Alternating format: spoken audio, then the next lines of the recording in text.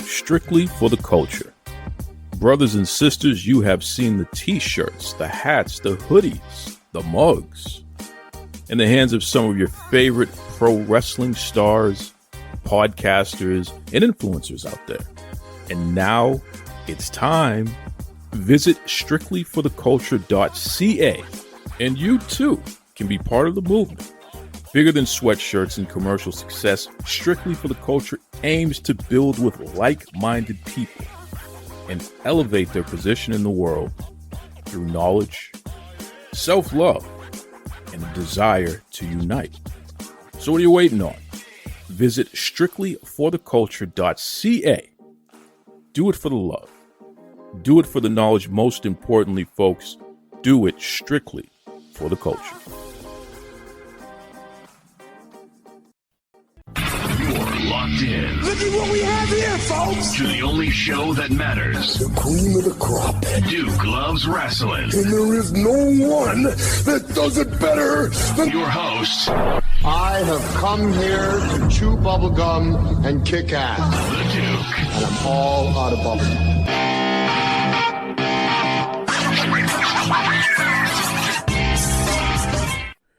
My brothers, my sisters, welcome back. That's right, welcome back to the Duke Loves Rasslin podcast, the show about pro wrestling and everything else. Let me tell you something. We have a fantastic conversation with my main man, Bill Hazelwood, and that's coming up soon. But before I get to any of that, the 2024 edition of the Pro Wrestling Illustrated PWI 500 has dropped in digital form. This, quite frankly, folks, is one of the most ridiculous, inaccurate, and dare I say filthy PWI 500 lists, especially the top 10. Especially the top 10.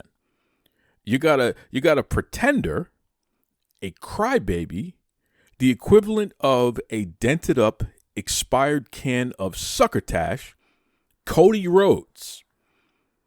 Pro Wrestling Illustrated has had the audacity to put Cody Rhodes on the cover and anoint him the number one wrestler in the world. Are you kidding me? Then you follow that up with a bunch of indie wrestlers. Swerve Strickland at number 2, Will Ospreay at number 3, MJF at number 7, Moxley at number 8. What kind of nonsense is going on over there at Pro Wrestling Illustrated?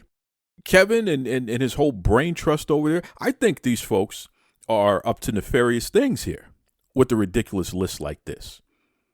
They even put Mystico, the man formerly known as Sin Cara, he's at number 10? He shouldn't even be on the list. Who's he beating? And these indie wrestlers, Swerve and Ospreay and MJF, Moxley, they're indie wrestlers. They shouldn't even be in the top 100. Folks, I don't know what's going on with Pro Wrestling Illustrated, but I'm going to tell you right now, I'm not putting up with it. So I have already drafted my letter, which I will be sending out to the FBI, the CIA, CBS, NBC, and anybody else who will listen. We are not going to tolerate what's going on with Pro Wrestling Illustrated in this ridiculous PWI 500 2024. This is the worst thing that's ever happened to any of us, and I just want you to know, as your Duke, I will not stand idly by while these folks run afoul of the decency that's supposed to exist in pro wrestling. That's right. Now, without further ado, my conversation with the one, the only, Mr. Bill Hazelwood. Okay, we are recording now, Bill. I always want to remind my guests that, so you don't accidentally say something you didn't want the world to hear, like, I don't know, you're secretly a Yankees fan or something like that. I am secretly a Yankees fan. Well, Bill, it's no secret for me. Because my very first baseball card was a Don Mattingly hologram card. And, you know, that bushy mustache and serious look on his face, I said, yeah, I like that guy. And then when I found out folks here in Boston hated the Yankees. That was the big rival. I said, well, shoot, then that's the team for me. So that's how I found my way to the Yankees. How the heck did you become a Yankees fan? I moved here in 1991. And, of course, the Atlanta Braves was called America's team. And I went, you guys are, there's a lot more to America than Georgia and South Carolina. I said, they might be the team down here, but nah, they're not America's team. You know? Exactly. Did I tell you about our minor league team here? Well, not yet, but you will now. Greenville, South Carolina minor league team. Okay. The baseball stadium is an exact replica of Boston's stadium. Because it is a minor league team. They even have the Green Monster. Wow. Okay, so what they do is the field is the same dimensions, everything. So when they draft somebody from Greenville, it's like they're playing on the same field when they go to Boston. Yeah, we have an average attendance in a minor league team of 5,500 people a game. You know how many wrestling companies would kill for that average attendance? Greenville is the number 4 rated city in America to live out of the top 50 just released. So, I mean, they're printing money here. I mean, unemployment's non-existent. BMW came here 32 years ago. I mean, only people here don't have jobs, don't want jobs. So, I mean, it's incredible. I've been here 32 or 33 years, and it's just, I've watched it evolve like you cannot even comprehend.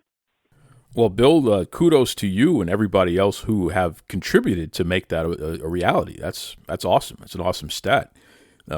It's funny, we're starting off a little unorthodox, but I like it. So I'm going to leave everything in that we just started off with. It's good stuff there. But let's back up for a second. Who the heck am I talking to right now? Why don't you let everybody know, who the heck is Bill Hazelwood? Well, it's Bill Hazelwood, the voice of the Carolinas, self-proclaimed greatest announcer, and certainly not self-proclaimed, but told the greatest hype man in the pro wrestling, pro boxing, MMA, cage fighting, and tough man world, hands down. Been doing it for 24 years. Wow, 24 years. That's excellent. And we know that, you and I talking, you got a background in sales on top of that. So like me, your voice is your moneymaker. So I'm going to ask you an interesting question here. And I doubt you've ever been asked this before. So this will be fun. Bill, how do you keep your voice and your vocal cords strong and healthy enough to be able to do so much commentary, so much talking for long and extended periods of time? Because as you know, and it's happened to me millions of times, it's very easy to lose your voice because you're stressing it so much. You're having to keep going more than the average person would ever have to do. So how do you keep that tool in your toolbox, so to speak, your money maker? How do you keep it strong? Well, the secret is 2 things. You're going to think I'm crazy. I'm 62 years old. I've never even tried a cigarette in my entire life. And old school Listerine. I take a small bottle of that with me. And the joke is, and I always mess with the fans and say, the good thing about old school Listerine, you can't tell the difference between that and tequila. So I've just been always very blessed to have a strong voice. It will certainly fade away at a long event near the end of the night, and the next day it's a little scratchy, but it recovers very quickly. So I've just been very blessed with that. And I have also noticed that a good sound man and a good sound system certainly helps you a lot. You don't have to scream or anything like that. You just have to, the lower the octave, the better it comes across. So I've just been very blessed to have a good voice, and it stays strong. They joke about Elvis Presley, had some bad habits and ate a lot of candy and all this other stuff and gained an immense amount of weight, but he always had that voice. He up until the day he died, he could do what he did. So I've just been very blessed for 24 years because I did not get into announcing until I was almost 40. I had always been a wrestling fan from 1972 when big time wrestling out of Detroit, Michigan, was bicycled into a little town called Bluefield, West Virginia, where I grew up. But I'd never been into business, and I stumbled into the pro wrestling business by accident, and it all has evolved from that, from 24 years. So I've just been very blessed to be in the right place at the right time. And, I just came from the sales background, like you and I discussed the other day, and it transferred right over to the entertainment business. So that's what it all is. It's all entertainment. The fans want to be entertained. They don't care about who. They want to forget their problems for, a couple, 3, 4, 5 hours. And they want to forget their problems and be entertained so much that they'll come back next time and be entertained and forget their problems again. That's the secret. We're getting some real tricks of the trade here. I like this. I like this here. What are you drinking when you're calling matches and things like that? I use a hydration drink called Body Armor because unfortunately I had a heart attack 4 years ago and had a stent put in, so I got a bad heart. So it's full of potassium, keeps me hydrated. And then probably about every couple of hours, I'll gargle a little bit of Listerine and spit out a bunch of it and just swallow a small part. And, I just pace myself. I just do. I pay attention to, because, I also do, along with cage fighting, I do pro wrestling, but I also do the Toughman contest. And I'm a unique guy on that. I'm the instigator. I talk for 3 or 4 hours nonstop on the microphone, agging these guys on the fight. So that's probably the biggest challenge that I do is talk constantly, for lack of a better term, for 3 or 4 hours. And, the job is to talk to people back the next night to see the fighters again. So it's almost become second nature in the last 10 years because I went back like everybody has and watched some videos of myself. And when I first got into business, I ain't afraid to tell you, I sucked. I wasn't nearly as good as I thought I was. So, it's just learning as you go, watching what works and what doesn't. And it's almost like comedy. If you watch a comedian 5 nights in a row, that third or fourth or fifth night is probably, you're quoting it, and the fifth night you're cutting it off. So the advantage of announcing is if you have a formula that works, you're in a different town every show. So it's a different audience. I tell people I've only got 12 stale jokes, but they're new every show. This Listerine trick is an interesting trick here. So we got to get specific here because I want to be like Bill Hazelwood. So is there a difference in the different types of Listerine? Do you have a preference of the type? And what is it? What is it about the Listerine do you feel works so well? Is the alcohol in there and maybe it's just a perfect blend to keep your vocal cords strong? What's this all about here? I've tried the blue Listerine. I've tried Scope. I've tried all of it. And, I grew up with real Listerine. And, I think it's just the fact that it's, that formula just seems to work for me. Like I said, I gargle for like a minute and I spit most of it out, but I swallow a small amount, very small amount. And it does almost instantaneously. I don't know if it, numbs my vocal cords, maybe like a shot of cortisone in your knee that's bad or something. But it's just always worked for me that, and that's the formula that I keep. So, and I carry a pack of cough drops. You got to be prepared because, it's like I tell people about everything. And again, in the world of pro wrestling, what's the sad part about pro wrestling now is I joke with people and say when there were 35 territories, there was approximately 50 wrestlers per territory. Well, that's less than 2,000 pro wrestlers in the whole country. Probably 3,000 in the world if you took in international. Now everybody's a wrestler or they want to be a wrestler. And they find out right away, and of course I don't use a bad word, but this shit's harder than it looks. And it's harder than it looks on all levels. It's harder than it looks to do wrestling. It's harder to look to box, to fight, to announce, to color commentary, to do any of it because I've seen guys, try and unfortunately fail miserably because, everybody thinks that they can do what I do until they try to do it at the level that I do it. And, not bragging or anything, but I always heard if you don't put yourself over, who is going to? So, I've been very blessed to work with, large promotions, in the last 15 years. And, the saying that I tell people is the people that get me and understand what I do, give me a microphone and turn me loose. The ones who don't get me, that's fine because I can't work for everybody. So it always seems to be when the big money risk is on the line, I always seem to get the call, and I know there's a lot of stress and a lot of pressure on these promoters and a lot of money and a lot of investments. So I ramp up my game and give them the best that I got, and it's always seemed to work that way. You know, one of the many things that you and I have bonded over is our sales background. You know, both of us come from a sales background, old school, detailed sales, which is fantastic. And there's so many things that we learn about, first of all, dealing with rejection. You know, every customer is not necessarily going to buy. They're not necessarily your customer. Overcoming objections, you know, because a lot of times the no is about the information that you provided, and you have to provide them with the right information so they can make informed decisions. So the whole art of that and just so much more, it really sets you up, in my opinion, for life in general once you learn and are able to properly apply those skills.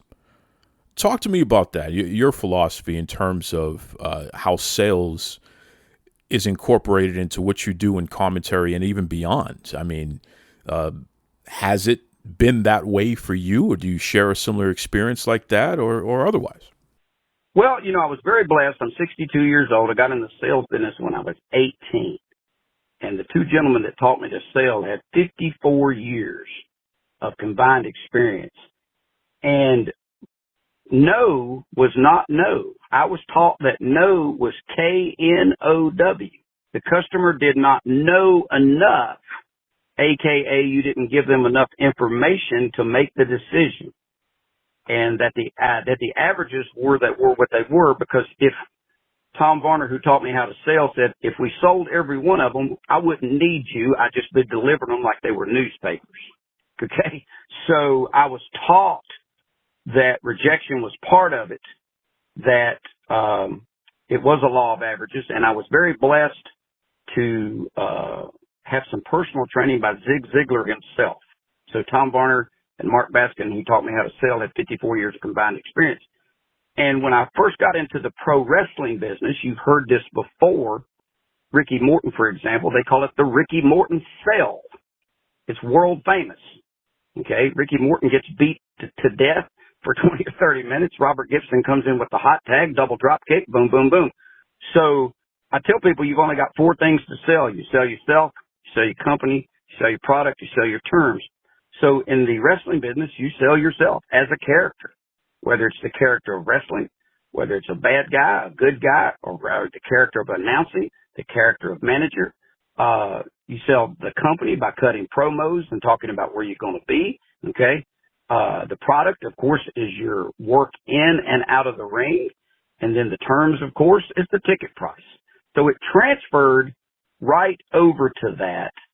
And about 4 or 5 years into it, it just became second nature, because I did wrestling exclusively for about 18 months. And then I met Bobby Fulton, who was half of the Fantastics. His real name is Jimmy Hines. Him and his brother George were doing cage fighting. And I met them at a small wrestling show. And 3 weeks later, I was in front of 5,500 people in Winston-Salem, North Carolina at Wake Forest University. First time I realized Wake Forest University was not in Wake Forest. And we were on TV and we were doing cage fighting. And the entertainment part of the wrestling business, working the crowd, pulling them in, worked in that arena as well. For lack of a better word, it was an arena we were fighting in, but the arena of cage fighting, it worked. I went, wow, this is the same thing. People are people, fans are fans. The formula is the same. So when it got to the Toughman, which are the local fighters who have no ability, okay, they are actually put in a national database by the Athletic Commission to make sure they have no fighting experience. They're for two reasons. They certainly won't want to injure anyone, and we never want to be accused of bringing in a ringer. So those guys have no skill. okay, except self-taught. And the entertaining part about that is some of the guys have some skill, but the true entertaining part about that is the guys who can't fight. You know, it's almost comical. And then me on the microphone, like the kid in the parking lot or at the playground, instigating them all night long because they're not motivated once they get hit. No one is. You have a fight or flight mechanism, and a lot of times the flight mechanism kicks in. So I have to kind of angst these guys on. So I realized that the formula works in any form of entertainment. So once I found out what started working, I have changed it very little. From the moment people enter that building, when the doors open, about every 5 or 10 minutes, I'm on the microphone talking directly to them, joking with the audience, you know, preparing them for the night, pulling them away from their problems that they all have and making them forget and preparing them for this entertainment, whether it be pro wrestling, boxing, amateur boxing, cage fighting, or whatever, prepping them for that night to not suspend the reality like you do in pro wrestling, but to make them forget their problems, because that's the key. The Romans did that with the gladiators. They solved Rome's problems through entertainment, 100 days of games. You know, Caesar did that. So what we're doing is thousands of years old. So anything that is on TV, sports-wise, fighting-wise, wrestling-wise, it's entertainment. You know, and if you don't think so, go watch it live where there are no color commentators, where you're not listening to it on TV. And it's not even the same game. It's not even the same basketball game. It's not even the same wrestling event. So the television changed everything. And, you know, I've just transitioned it over. And as Butterbean, you know, did in an article about 3 months ago, he's our front man for the Toughman contest, said it's just second nature to Bill. You know, Bill just gets it. Well, it's took 24 years of trial and error and polishing and things like that. You know, you know, after a while, you know, if you pick your nose, you're going to become an expert nose picker. So, so that's kind of the short 3-minute version of it. So you do commentary for, obviously you've done pro wrestling, but you also have MMA and Toughman. Explain what the difference is. I know a lot of folks can conflate the two. What is the main difference between MMA and Toughman competitions? One of the big promoters I work for, it's called roughestandtoughest.com. That's the actual Toughman that we do. It's coming up in January. We do about 6 or 8 shows in Alabama, North Carolina, South Carolina. Okay. And that is the local guys that box, who want to box. It's not MMA fighting. We'll get to what's coming up with the conflict thing in a second. But once we go to a town and the people see that it's the guy cutting their grass, or it's the guy that's bagging their groceries, or the guy, their brother, their sister, whatever, when we come back next year, we've got them. Okay. The challenge is we have to kind of over promote if we've never been to a town. So we've gotten very good at what we do. We run Charlotte, North Carolina at the Cabarrus Arena every year. We run Dothan, Alabama. We run Waynesville, North Carolina. We run Greenville, South Carolina. We've been doing those for years. And what we've done now is we've transitioned this thing we've got coming up now called Judgment Day. Now this is an entirely different thing. This is exactly like the UFC. Okay.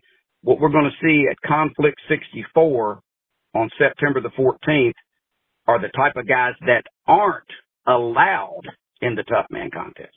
These guys are Brazilian Jiu-Jitsu fighters, Taekwondo, Muay Thai. They are trained, dangerous individuals. So this is the UFC experience without the UFC price.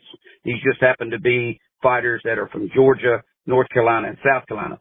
So they can check that out at conflictmma.com, which is the website. So if you're within the sound of my voice in the upstate of South Carolina, it's going to be in Pickens, South Carolina at the market at the mill. That's on Pumpkintown Highway. And then the great thing I tell people about Pickens is it's 30 minutes from everywhere in the upstate. There's 1 million people within 30 minutes of Greenville, South Carolina. And Pickens is 24 minutes from downtown Greenville. It's 22 minutes from Clemson University. It's 23 minutes from Anderson. It's 15 minutes from Easley. So it's accessible to everywhere. And that market at the mill is got tons of parking for nearly 1,000 cars. They put in $90,000 worth of air conditioning. So it's going to be an indoor event. So this is the octagon cage fighting experience here. But like I said, I've done wrestling, Toughman and all this, but the Conflict 64 is the real deal. These guys, they will be wearing the little 4-ounce gloves, no shoes, be able to choke, kick, strike, wrestle, all that good stuff. So it's going to be an unbelievable experience, for the fans. And I'm super excited about it because we've co-sponsored it with the Roughest and Toughest Brawl promoter and Conflict MMA promoter. And the reason we did it is we came to Greenville to Pickens in March with the Roughest and Toughest Brawl, and over 2 days drew 3,300 fans into that arena. So this is a one-night event that hopefully will draw 1,500 or 1,800, and it's indoors, it's air conditioning, plenty of parking, adult beverages if that's your thing, all that good stuff. Again, that's conflictmma.com, and it's also going to stream live on pay-per-view. And they'll have an old washed-up loudmouth announcer named Bill Hazelwood leading the way. I'm curious about something, Bill. Do you find that MMA is more or less challenging than pro wrestling when it comes to commentary? Well, yes and no. Okay, there was a great wrestler named Terry Funk. I'm sure you've heard of him. And he did a seminar one time in Georgia. I've done a bunch of shows with him before he passed away. I was very blessed. And I took this to heart. He said the secret to pro wrestling, because everybody knows it's entertainment. Vince McMahon told people that decades ago to keep from paying all the athletic commission fees or whatever and everything. So he said the secret to pro wrestling is, there used to be a term called kayfabe, which is how you protected the business, et cetera, et cetera. He said the thing that indie pro wrestling is missing versus what they do at WWE, which is the top of the food chain. He said, all you got to do, if you're doing color commentary for pro wrestling, is believe what you're seeing. Because that's what you need to project to the fans, the suspension of reality. Okay? So, and there's not a script they follow. I'm not saying they do that, but there is a flow to the matches. Okay? Now, the MMA and the boxing is a little tougher because it is real fighting. Okay? The Toughman is not really as hard as what I'm fixing to do with Conflict MMA, because the Toughman, I can tell jokes and, and all this other stuff, but the level of violence with octagon cage fighting in announcing is fine, but color commentating is a different thing because there's holds, there's chokes, there's strikes, there's takedowns and things like that. So the color commentating for each one of those is different. But the announcing part for me is the same because I tell people that TV makes you famous. Fortune follows fame. You don't get rich and then get famous. You get famous and then get rich. So my job coming up September the 14th for these young men, when it's on pay-per-view and for those people there, for me, okay, they are going to be as famous as the guys on the UFC when it comes out of the microphone for Bill Hazelwood. That's my job. They call it getting them over in the business. I'm putting these guys over because it takes a lot of guts to climb in here and do what these guys are about to do. The little 4-ounce gloves are not designed to protect your opponent's face. They're designed to protect your knuckles from you breaking your hand. So it's the closest thing, even to bare knuckle boxing, okay? Because the first time I ever experienced it in Winston-Salem, I knew what to expect. Don't get me wrong, but being there 5 feet from the cage and these guys striking each other, and then a guy going to the canvas, and then in boxing, the guy steps into the corner and the referee steps in, and the guy's got a 10 count to get back up. In mixed martial arts, this guy followed him right to the canvas and is beating the living hell out of him right on top of him. So the level of skill is off the chart. The level of violence is off the chart. And the level of testicular fortitude, as Mick Foley would put it, is off the chart for these fighters. I mean, most of these guys have no flight. They're all fight. I compare this to, in my opinion, if we went back 1,000 years, these guys would be gladiators. That's what I tell people. Like, MMA is the top of the food chain. There is no doubt about it. These guys eat pain like it's candy. A lot of these guys become more dangerous when they get hit. They become more dangerous when they're hurt.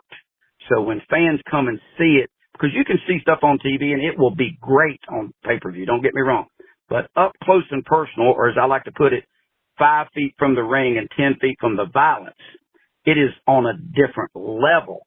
Fans have come up to me and go, man, I did not believe how hard these guys could hit. I could not believe the sound of the punches. So for the fans that are going to be in attendance, the 1,500 to 2,000 people, they're going to see, if they've never been live and in person, they are going to be amazed at how these guys are real gladiators. They would be fighting in the Roman Coliseum, in my opinion, you know, these types of guys, okay? Because some of these guys have been studying for years. And to give you an example, Upstate Karate, which is here in Greenville, South Carolina, is home to Stephen Thompson, the Wonder Boy. UFC's on Stephen Thompson. And he has 3 fighters represented on this card, including Darius Parker, who's in the main event. So Stephen will be there cornering for him. And Darius has studied under Stephen for years. And there's another young man that has studied under Stephen since he was 4 years old, and now he's 17, and he's going to be making his octagon appearance. And I'll pull up his name here for you in just a second. I think it's, give me 1 second. But he's going to step in. He's never fought in front of an audience at the level that he's going to do. So, but studying for 14 years makes it a world of difference. So, to me, this is the ultimate. This is the ultimate. That's why they call it the UFC, the Ultimate Fighting Championship. These guys are the apex predators. These guys would be hunter-gatherers in caveman times. They would be gladiators in the Roman Coliseum. And when they step into this cage, the level of violence that they bring and the level of skill that they bring is second to none. This young man that's going to be fighting is Keon LaFoy. He's 17 years old. He's been training under Stephen Thompson for 14 years. So I'm excited about that fight. But the poster that we have out is only showing 8 fights, which is on the main card, but we have 15 scheduled. So that's the thing that I like, is this is as real as it gets. This is as top of the line as it gets. This is the most aggressive as it gets. And entertainment value is second to none. Second to none. Nobody in that audience, because I always joke with people and say, people watch pro wrestling and go, hey man, I can do that. Some people watch the Toughman and next year and they come back and go, wow, I want to get in that. I've never had anybody walk up to me and go, hey man, how do I get into that cage next year? Nobody. Okay. The audience realizes that they are watching the best of the best on whatever level it is, whether it's these guys, and Conflict MMA got mentioned the other day by Dana White after one of the UFC events, because our 135-pound champion fought at the UFC and is 8-0. So it's just a different level. And I'm super excited, as you can tell, because again, it's just the level of respect I'll have for these guys is off the chart. Well, Bill, now that you got everybody excited, what's the best way they can keep up with you, to know where you're going to be commentating, or even live event appearances, where you're going to be next? Well, they can follow me on Facebook. It's Bill Hazelwood. I don't have a gimmick name, as you call it. You look at Bill Hazelwood, and it's me and my beautiful fiance. It'll say professional ring announcer, and you know, you can accept me as a friend. I've got the videos up right now. I've got the poster up. I've interviewed a couple of the fighters, and which I'll continue to do for the next 2 weeks. But you know, I always joke with people. This is my catchphrase that I use. I say, come out to our events, bring a neighbor, bring a friend, bring an enemy. We don't care. Bring your wife, bring your girlfriend. But if you do bring your wife and your girlfriend, make sure they sit in different sections, because I have seen that cause problems. So just buy a ticket, and there will be no doubt that our ultimate goal, and my ultimate goal, has always been to give the fans more than their money's worth. If people think what they've experienced is a bargain, they'll come back. So we've got VIP tables. in a VIP area that's roped off, that people can, 8 of their friends for $1,000 can get ringside seats for 8 people, and food and adult beverages is included in that. Or they can get $125 and sit at the table and do that. And then we have front row seats for $75. We have general admission for $40, or it's available on pay-per-view. The entire card will be streamed on pay-per-view, and certainly not picking on anybody. But if you go to the big time, not to mention any names, but their initials are UFC, some of those front row seats are $800. So the fans will certainly see what I call the UFC experience put on by Conflict MMA without that UFC price, September the 14th, in my opinion. I think that they will just be mesmerized. Take it away, Tony Schiavone. Mr. Tony Schiavone, and we're desperately out of time on Duke Loves Rasslin.